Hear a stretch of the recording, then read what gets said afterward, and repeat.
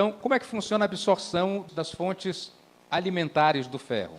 Aqui eu tenho o lúmen intestinal, aqui eu tenho o enterócito e aqui eu tenho sangue.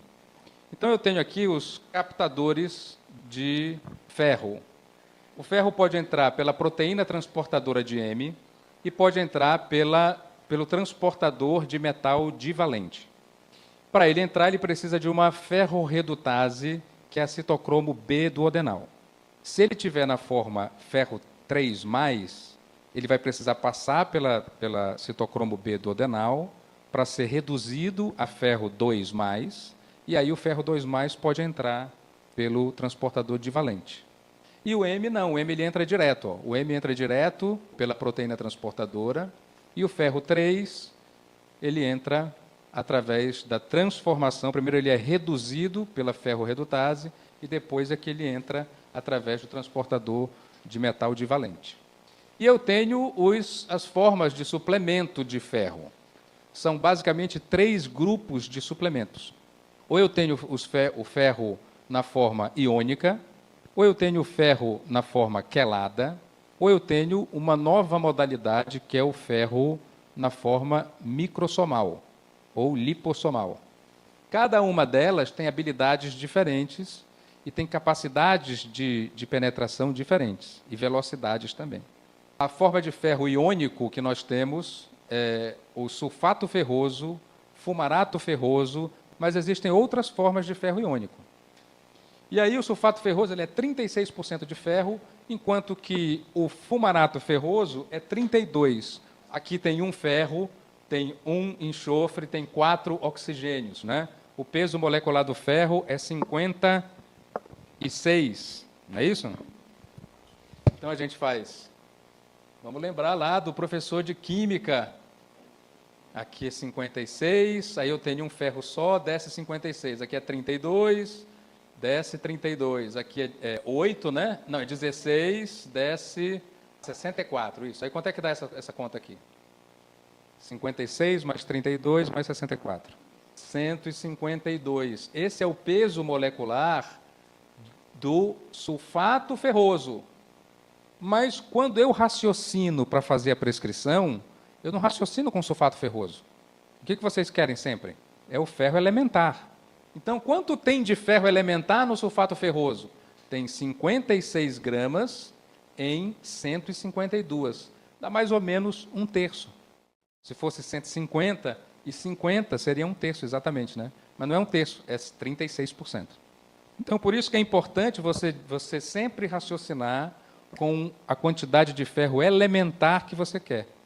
E deixa que a gente se vira aqui para fazer a conta. Então, você vai prescrever lá 10 miligramas de ferro, de sulfato ferroso, 20 miligramas, 50 miligramas de sulfato ferroso. Eu vou saber que é 50 miligramas de ferro elementar. Aí, se você pôs 50, eu vou colocar 150, tipo assim, né? De sulfato ferroso para ter 50 de ferro elementar. Ok? E isso a gente faz com todas as formas de ferro.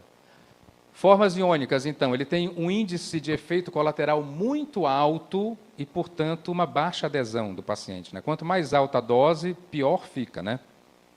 Principalmente os efeitos gastrointestinais. É absorvido muito pouco, de 15% a 20%, e vários fatores afetam. A vitamina C aumenta a absorção, os fitatos reduzem, os polifenóis reduzem e o cálcio também pode competir com o ferro. E eu coloquei aqui alguns exemplos de polifenóis para vocês verem que muitas vezes a gente mesmo, durante a prescrição, pode estar dificultando a entrada do ferro não M, né? Que é também um ferro iônico.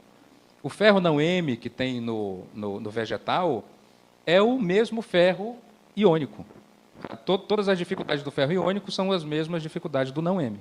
Ácido tânico que tem no chá verde. Alguém aqui prescreve chá verde? Está dificultando o não M. EGCG, que é o epigalato catequina galato. Ácido clorogênico, quercetina. Essas coisas são polifenóis. E polifenóis afetam a absorção do ferro não M. Então, pode ser que o ferro não M não esteja sendo absorvido. Já é pouco absorvido. fica pior se a pessoa está fazendo reposição de quercetina, por exemplo, está fazendo suplementação de quercetina ou de epigalato de catequina. Esse aqui também tem muito no chocolate, né? Então, quem come muito chocolate também... Mas come chocolate, né, gente? Não é o açúcar com gosto de chocolate, né? Leite com gosto de chocolate, não é? Tem que ser chocolate mesmo, né? 70%, 80%, aí é chocolate. Ferro quelado. O ferro quelado, o nome dele é bisglicinato de ferro, ou bisglicinato ferroso. Esse é o nome do ferro quelado. Então, ele tem duas glicinas ligadas ao ferro 2+. Tá? E aí, se eu for fazer essa mesma conta com o bisglicinato, vai dar 26,5% de ferro nessa estrutura do bisglicinato. O quelado de verdade tem uma taxa de absorção bem maior, 30% a 40% de absorção. Porque ele tem um caminho específico para ele. Porque o quelado, vou voltar aqui, ele finge ser quem ele não é. Ele é um cavalo de Troia. Então, aqui, o intestino, o enterócito, olha para aquilo e diz, é uma glicina. Glicina é parça nossa, pode entrar. E aí o cavalo de Troia se abre lá dentro. Né? Porque aí vem as oxidases e eliminam as glicinas e o ferro fica liberado para ser transportado depois. Então, ele é absorvido 30% a 40%, e como utiliza receptores de aminoácidos para ser absorvido, não sofre influência da presença de nenhum outro mineral. Inclusive, eu posso absorver bisglicinato de ferro junto com bisglicinato de cálcio, junto com bisglicinato de cobre e assim por diante. Porque todos para o intestino são glicina. E aí todos se dissolvem muito bem, tanto no xarope quanto na solução oral, enfim. Ferro microencapsulado, lipofer. O lipofer, ele é o pirofosfato férrico microencapsulado. Então, ele está dentro de uma estrutura, de uma microcápsula, que protege o pirofosfato lá dentro. E aí também é um cavalo de Troia. Né? Só que a porcentagem que tem de ferro é muito menor ainda, né? Porque imagina, tem que ficar um ferro aqui dentro dessa bolinha. Então, 8% só de ferro. Então, enquanto eu tenho 26,5% lá no quelado, enquanto eu tenho 36% no sulfato ferroso, né? Aqui eu vou ter só 8%. Mas isso importa para vocês? Não, porque vocês vão continuar prescrevendo quanto? 20 miligramas, 30 miligramas. Eu que me vire para colocar 30 miligramas com um produto que tem 8% de ferro. E aí o que é que isso significa? Significa que não pode ir numa cápsula pequena. Porque 8%, para eu transformar 20 miligramas em 8%, eu tenho que pegar 20 e dividir por 8%. Quanto que dá aí na calculadora, por favor? 250 miligramas. Então, para eu entregar 20 miligramas de ferro elementar na forma de lipofer, eu tenho que colocar 250 miligramas de lipofer na cápsula. E aí esse lipofer, ele tem uma capacidade de ser absorvido ainda muito superior. De 70% a 80% do ferro no lipofer é absorvido. Então, enquanto eu tenho lá no quelado, quanto era? 40%, né, de 30% a 40%, enquanto eu tenho 15% a 20% no iônico, enquanto eu tenho ali 15% a 40% no ferro M, enquanto eu tenho 2% a 15% no ferro não M, aqui eu tenho de 70% a 80%. Então, vai ser muito melhor aproveitado. Então, como as microcápsulas se difundem na membrana, ele entra como se fosse... Ele cola, gruda na membrana, e aí ele vai se dissolvendo dentro da membrana e vai entrando. Ele não tem um receptor. E, do outro lado, aparece o pirofosfato de férrico. Né? Como funcionam, então, todos os suplementos no enterócito? Eu tenho aqui o transportador de aminoácidos. Lá no M eu tinha o transportador do grupo M, né? E aqui eu tenho o transportador de aminoácidos. Eu tenho o mesmo transportador de metal divalente, eu tenho a mesma ferro-redutase, e agora eu tenho uma ferro-redutase interna, dentro do enterócito.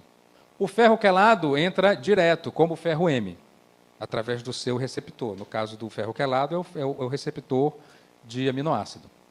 Os ferros que são iônicos, eles vão entrar também através do transportador divalente, né? E vão sofrer as mesmas influências no intestino que o ferro não M sofre, né? Então vai ter dificuldade se tiver quercetina, se tiver epigalato de catequina e etc. E o ferro microsomal?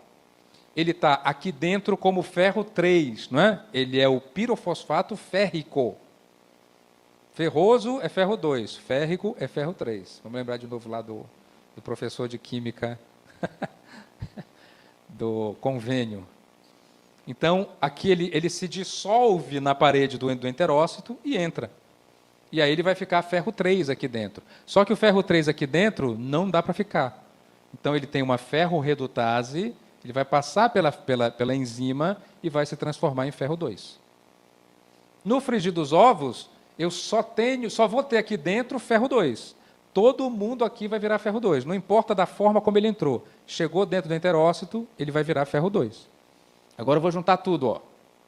Então agora estão todas as formas de ferro que existem e todos os jeitos que o ferro entra no enterócito. Mas até agora eu só entrei no enterócito. Eu ainda não cheguei no sangue. Eu vou ter que chegar no sangue agora. Então como é que eu chego no sangue?